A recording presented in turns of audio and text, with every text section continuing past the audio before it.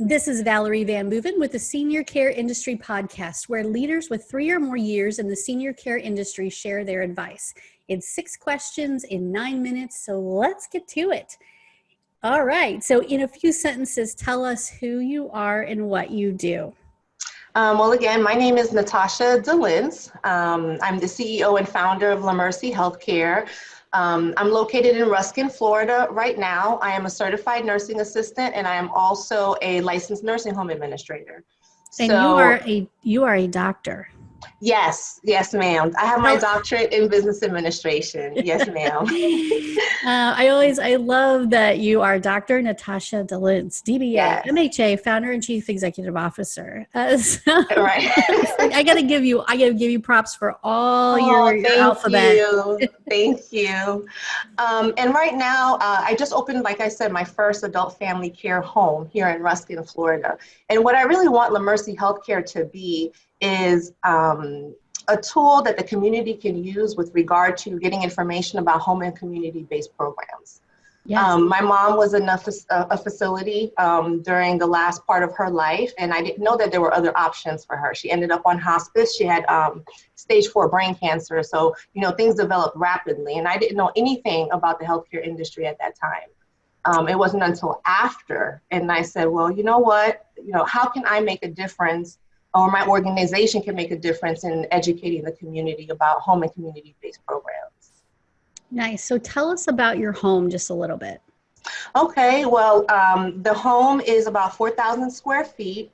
As an adult family care home provider, I am required to live in the home. So I wanted to get a property that was pretty spacious, for the residents.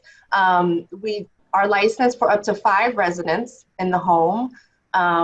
Again, we just got licensed, and with COVID-19, it's been kind of difficult getting residents in the home right now. But we are doing our marketing efforts and trying to get our name known out into the community. That will change. Oh, I think your screen went off, but that will change because that's okay. That will change because having a small family care home is, and not small, in 4,000 square feet is not small, but you know what I mean, where you are being able to give that one-on-one care, that's so much more preferred over a large 150 bed facility. So you're going to be just fine. Thank you. And yeah, this is pretty much the situation we have now is put a kibosh on a lot of things at the moment, but it will all work itself out. So what's the best thing about serving aging adults? I was thinking about that question. I think the best thing about serving aging adults for me is to be able to share in their aging process, if that makes sense. I say that because, when you come across an aging adult, they graduated from school, they got married, they had children, they fell in love, they had a career, and, they've gone through the processes, and I love to hear their stories. And I think, it's gratifying being able to make a difference in the quality of care in their life at the end. Because a lot of the residents that end up in a facility like mine, they cannot live at home independently. Sure. And so I have an opportunity, and my staff have an opportunity to be able to make a difference in the quality of their life as they're going through the aging process. So for me, that's what it is. And it sounds like you're very much into the dignity and respect, because these were people with lives and stories. And I know, I love that. I think sometimes people forget that they're just like, me and you having a conversation right now. And a lot of times you go into the larger homes, and I don't want to say that they get lost in the shuffle, but it's more difficult to give them that one-on-one attention. It is. It's a staffing issue. It's a time issue. And you're right. Very much so. Right. So I hear from other senior service providers that marketing online in particular, especially during this time, it can be challenging and confusing and ever changing. So what have been your experience or thoughts on websites and online marketing and reaching out? Right. Well, I'm still kind of novice in that area when it comes to marketing my home, but I do find that, a lot of the homes like mine, market pretty much the same way. And sometimes it can get the feel of the home, the environment of the home, the people who run the home. I think sometimes it can get lost. And I also think that sometimes it's hard to get to the target audience, because sometimes it's not just the elders in the aging population, it's their loved ones and their family. And so finding the tools, getting on social media, and I think it is difficult sometimes to differentiate yourself from everyone else. But I think for me, the point would try to get them to the home so that they can see the environment. Yes, I I think that's what's most important, you know. And yeah, tours are so important. Right. And I think it's important for family members too, to, you know, go to more than one home. Yeah. And, you know, really, you know, go, you know, during different times of the day, if they have certain office hours that you can go, just so you can get a really true sense and feel of the organization. Yes, totally. I totally agree with you. So what other leaders in senior care would you like to give a shout out to? Sometimes we have people who've been mentors to us or have been important in our lives in developing, you know, our careers and where we are today. Is there anyone you'd like to talk about or think? Or Yes, yes. I definitely want to give a shout out to, her name is Nancy Zant, and she was my preceptor during my AIT so that I can get my nursing home administrator license. It wasn't a paid internship.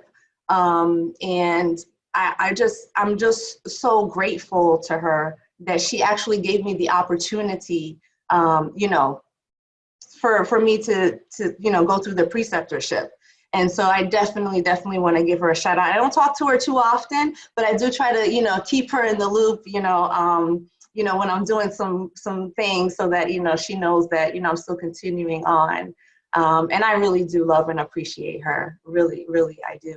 And another person that I would like to shout out to is a woman named Alice Carper. And she was one of my first supervisors as a certified nursing assistant when I got out of the military. Being a CNA was my first job out of the military. And so she was part of, you know, hiring me and mentoring me through that piece. And I still talk to her and communicate with her to this day, you know, via Facebook and stuff. So definitely those two ladies right there. Yes. Awesome. So now you just mentioned something that I know I read this on your website, but you're a veteran? I am a veteran. Yes, ma'am. I served in the United States Army, honorably discharged. And in relation to that, my discharge was me having to get out and take care of my mom when she was sick. Yeah. So, you know, that was really hard. And, you know, I sacrificed a lot.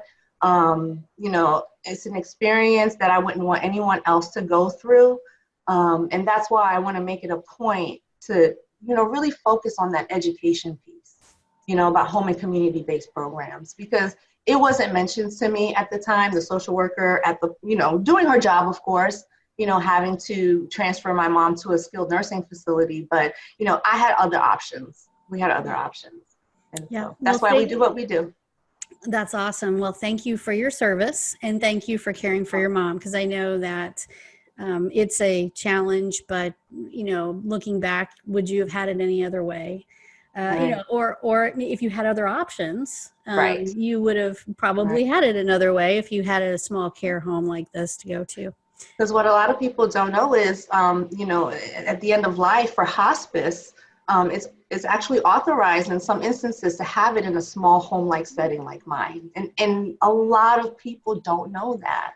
Yes. And it's so much more comforting. It's hard to go through hospice in your own house if you don't have a lot of support. So it's nice to be in a home-like setting and be somewhere where, you know, you have people around to help. Okay, so what piece of advice would you give to other senior care providers? Anything at all? I think what advice I would give them is to stay strong, because especially now in times like COVID, and it might seem like all that hard work, you know, if you have one mishap or misstep, it might feel like you did all of this for nothing. But I would say just keep up the hard work, keep up the faith. There's a reason why you do what you do.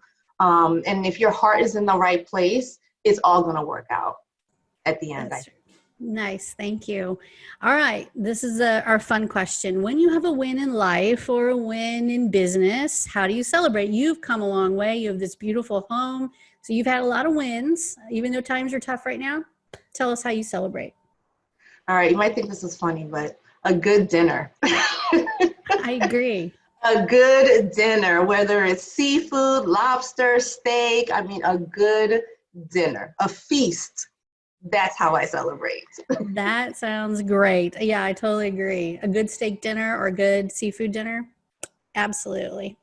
All right. Well, thank you so much, Natasha, for being on the show. We appreciate it. You did a great job. Thank you so much for having me. Yes, thank you so much. Thank you.